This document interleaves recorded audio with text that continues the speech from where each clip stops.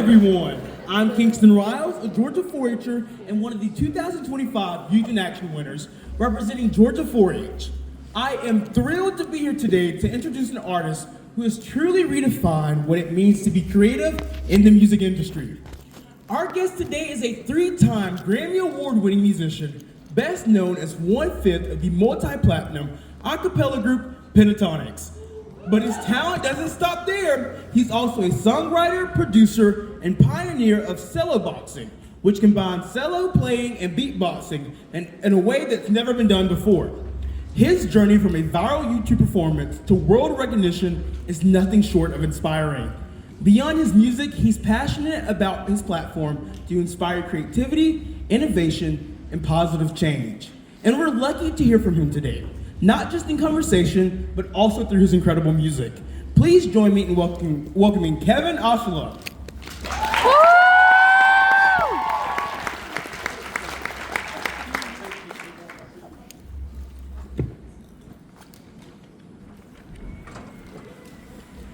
How y'all doing so far today? Yeah? Having a good time? All right, well, let's get to the music, y'all. Come on.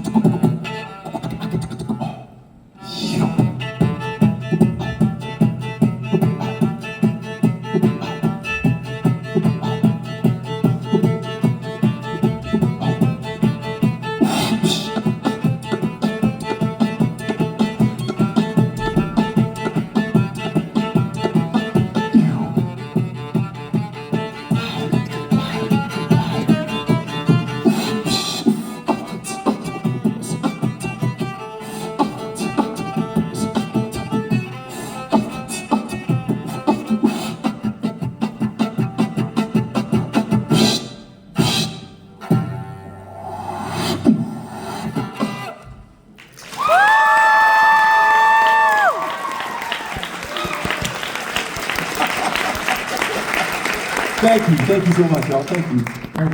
That was incredible. Let's give him another round of applause. Thank you so much. Thank you. So moving on to our first question, can you tell us about the process of discovering your love for beatboxing and how it eventually led to Pentatonix? Oh, that's a good question. You know, I can't say when I actually started beatboxing because I just always made sounds growing up. I mean, I'd be a kid, my dad's in the car, and I'm literally just making my sounds go, and he'd be like, shut up, will you stop? I'm trying to drive. He'd say that all the time, right? But then as I grew up, I started to listen to musicians that would incorporate beatboxing into their production. So, for example, have any of you all heard Timbaland? Anybody know Timbaland, right? So he's a hip hop producer who incorporated a lot of vocal percussion into his music. And that was life changing for me. Because get this is one of the most important keys I learned that completely transformed my music major. Mastering a skill like beatboxing, that's not the end goal. The end goal is to make amazing music and being a great musician. So beatboxing is just a tool. Like singing, like songwriting, like producing, is just a tool to make great music. So I always tell people, develop your sensibilities for music rather than just focus on mastering the skill. Because if you do that, then you're missing the greater point of music. And you'll figure out which tool to use at what time. So I think that's some of the things. And then in terms of the cello boxing part, that's something that I kind of learned starting in college. And I mean, if y'all are interested, I could show you all the 5 different levels of cello boxing that I learned so to show you how I actually developed this thing. Would that be something that you guys want to see? Yeah? Okay, let me show you. So level 1, a simple scale with a simple kick.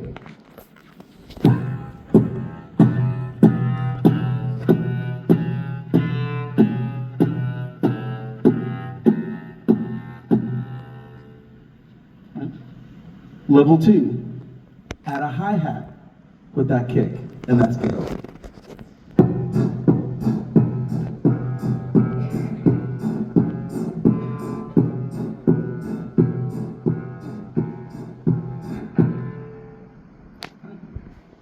Level 3, add different sounds to your beatboxing while maintaining that same scale.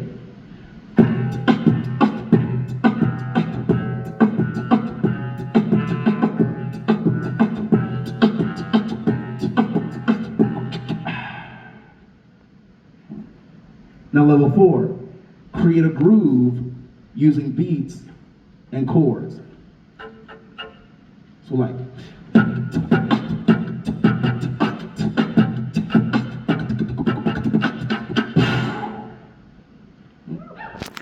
and then level 5, take all of that, combine it to make great music.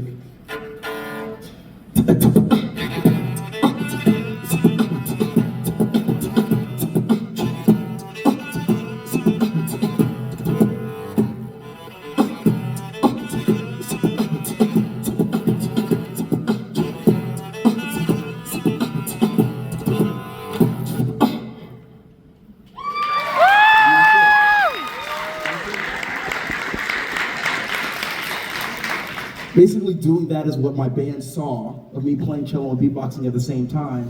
I joined Pentatonics right after I graduated, and the rest is history. Thank you for that. Of course. And moving on to our... next to you. No, come on, let me. Let's get like we like each other.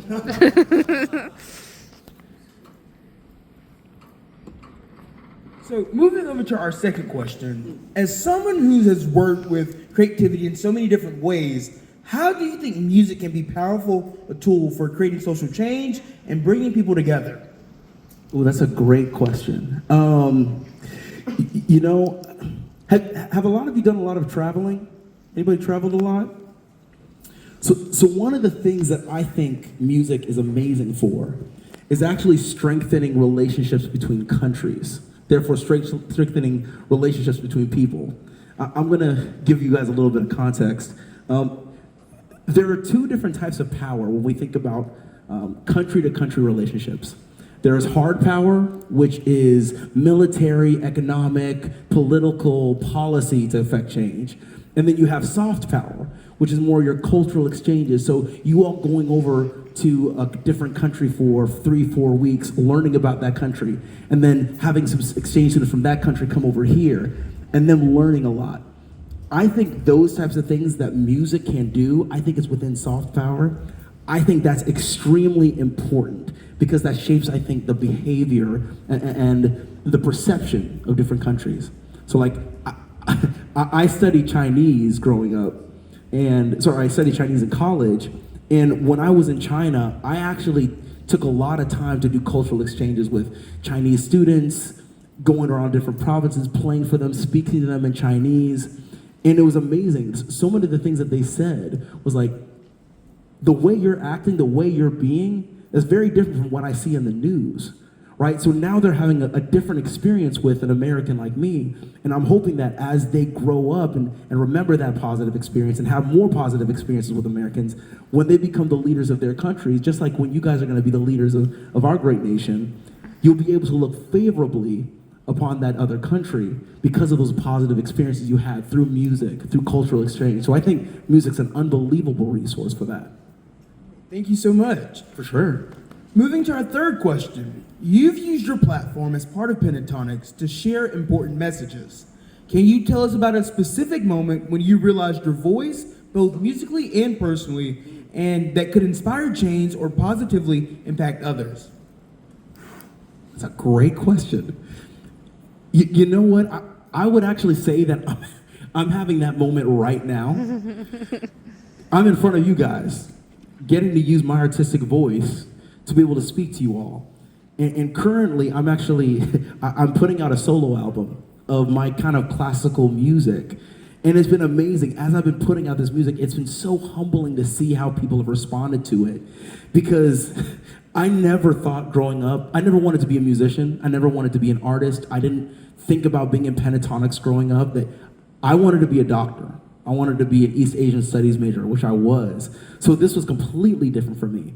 But one of the things I think I learned was that being a great musician is completely different from being a great artist, right? A great musician is able to take their talent and their skills, right? These raw materials, if you will, and they'll be able to make great music.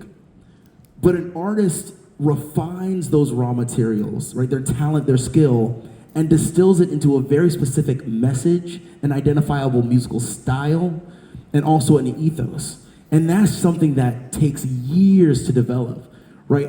I knew I was a good musician, but to become an artist, that's a different level that I had to get to. But it's taken me 17 years to finally get to the place where I know exactly what I want to say musically and how I want to say it and the things that I'm trying to say through my music, which is, I know what it feels like to be misunderstood. I'm a kid from Kentucky, an African Caribbean guy who loves playing cello, and I know growing up I felt like I was misunderstood. I felt like I was counted out because of this weirdness that I had. But what I didn't realize was that my weirdness was my superpower.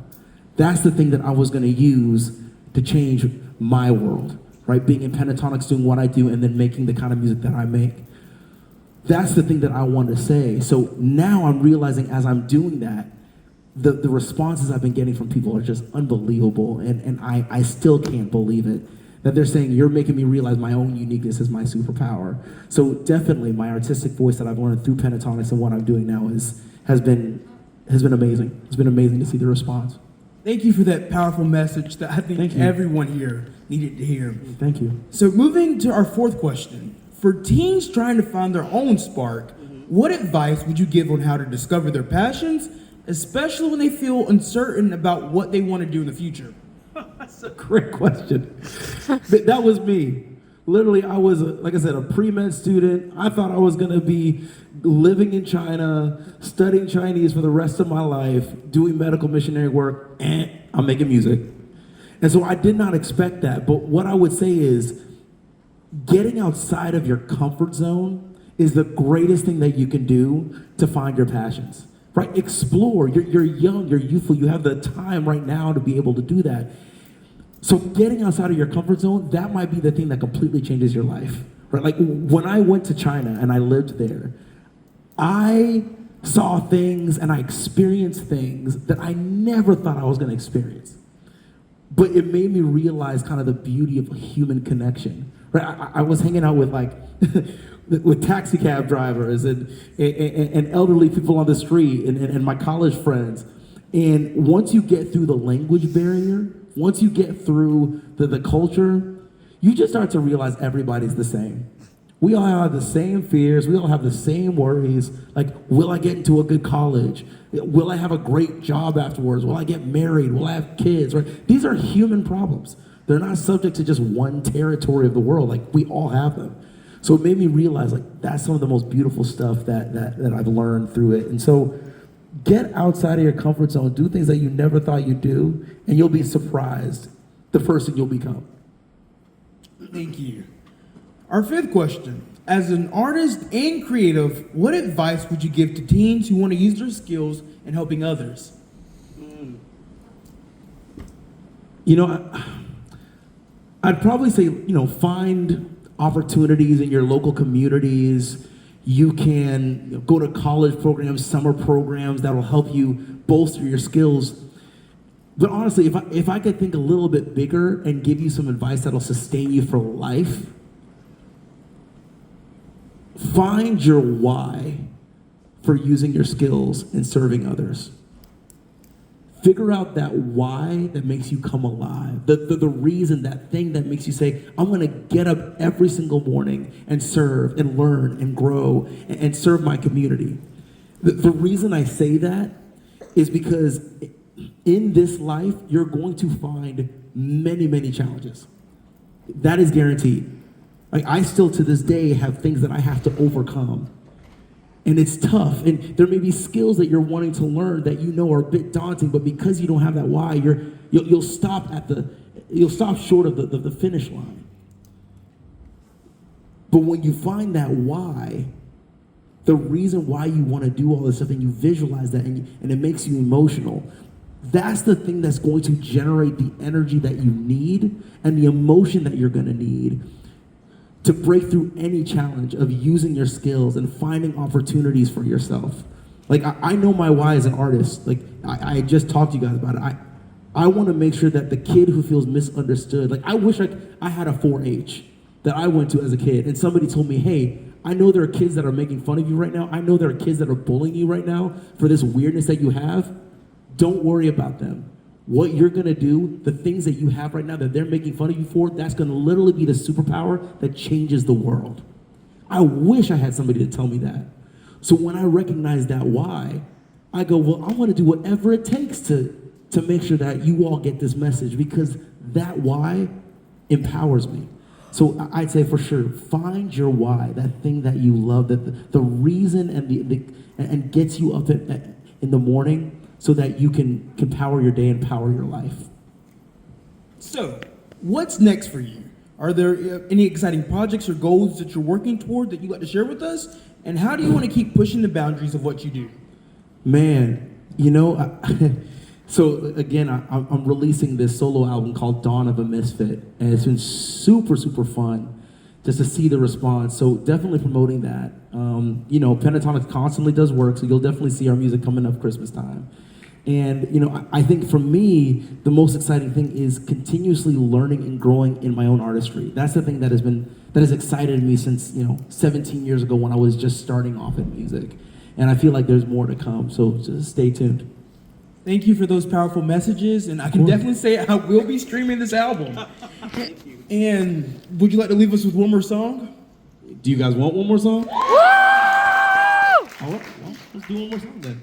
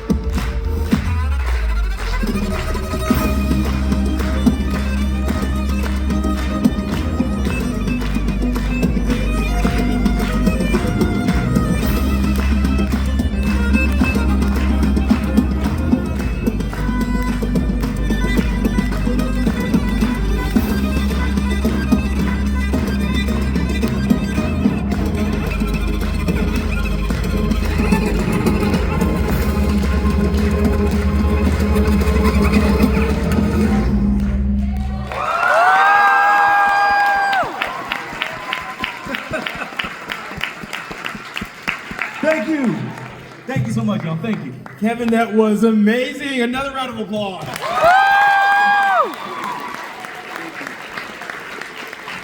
Thank you so much. Thank you for having me, y'all. Y'all have been awesome. Thank you guys so much. Thank you.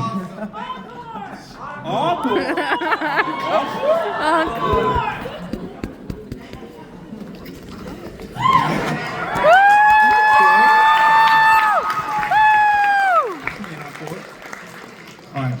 I'm going to play you the cello beatboxing piece that got me into pentatonics.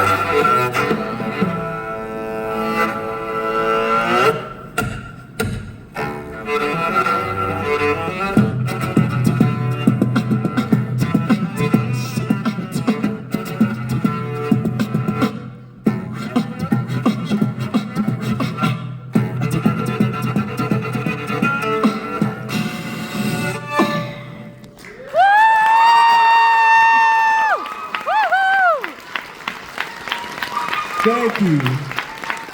Thank you. Enjoy yourself, y'all. See you soon. Kevin, thank you so much. Thank you for sharing your music, your journey, and your wisdom with us today. It's incredible to hear how passion, creativity, and dedication can lead to such a meaningful impact, not just in music, but in bringing people together and inspiring change. And to everyone here, I hope that this conversation has sparked something inside of you. Whether it's the confidence to pursue your passion, the courage to try something new, or the motivation to use your talents to make a difference. Up next, we'll get to put some of the thinking we've done today into action.